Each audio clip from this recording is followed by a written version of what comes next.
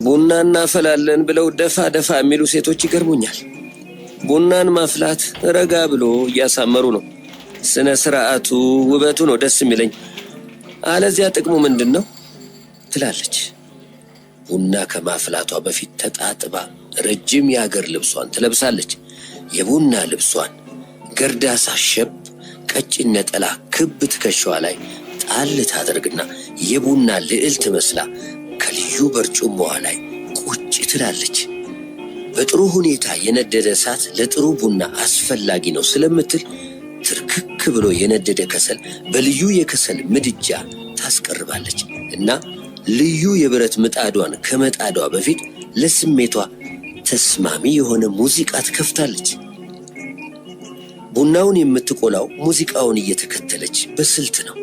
እንደሷ ልዩ ወዝ ያለው ቡና የምትቆላ ሌላ ሴት አላየሁም። አንድ ፍሬ ቡና አያርባትም።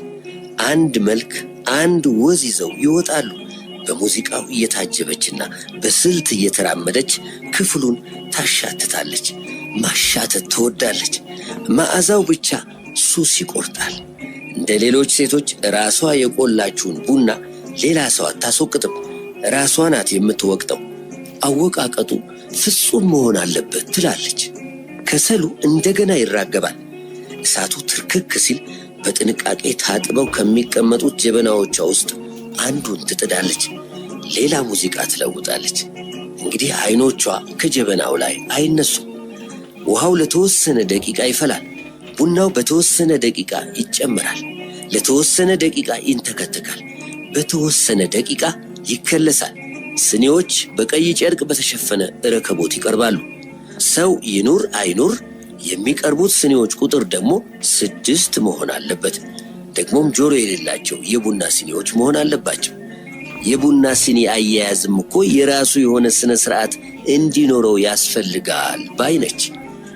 አይ ስኒ አያያዝ፣ አይ ቡና አጠጣጥ ይምጣብኝ። ጀበናው በስነ ስርዓት ይወጣል። ዕጣኑ በስነ ስርዓት ይጤሳል። ቡናው እየተንተከተከ ሲፎክር ዕጣኑ ቦግ ብሎ ሲጨስ የዕጣኑ ሽታና የአቦል ቡናው መዓዛ ተዋህደው አፍንጫ ሲያውዱ እጆቿን እንደገና ተጣጥባ ቡናው እስኪሰክን ድረስ ከዕጣኑ ጢስ ጋር በሐሳብ ትባክናለች። ፈገግ ብላ ፈገግታ ተጎናጽፋ ለዘብ ያለ ሙዚቃ ታደርጋለች። ጀበናውን ከፍ አድርጋ ቡናውን በረጅሙ በቀስታ በቀጭኑ ትቀዳለች። የምታፈላው ቡና እኮ እንዲያው ቡና አይደለም፣ ብርቅ የፈረንሳይ ኮኛክ እንጂ አንዱ ብቻ ይበቃል። እሷም ብትሆን የምታፈላው ቡና ከ3 ሲኒ አይበልጥም።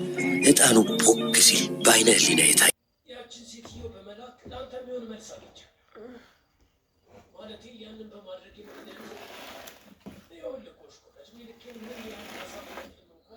መቼም ቢሆን ያደረኩትን ነገር መቀየር አልችልም። እኔ እንደውም ለእሷ ውለታ እንደሆንኩላት ነው የተሰማኝ። ያው ማለት ለእሱ ንዋየት ያዘንላትን አደኛ አስታወስከው? ልክ እንደዛ ማለት ነው።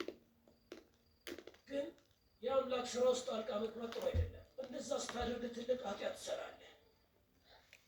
በእኔ ላይ ተስፋ ቆርጣለች አልኩ እኮ ተወች። አይገባም። በዚህ ሁኔታ ፊት ላይ ስላልተፋወቁ ተመስገንበት። ቆይ አንተ ምን አገባ? ምን አገባ? ሁልጊዜ እንጅላ እያልክ ነው። አንተ ምን ሆነ? ጠባቂዋ ነኝ። ከዚህ በኋላ እንደዚህ እንዳታናግራት። ደግሞ እየመታት ነው። ለአስራ እንደምትመታት ንገራት። ስትፈልግ ንገራት።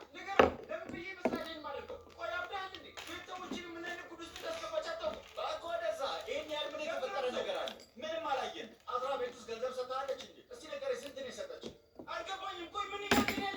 ማንም እኮ ሊያደርገው ይችላል። ከአንተ ውጭ ሌላ ማንም ሰው እንደዚህ አይነት ነገር አለ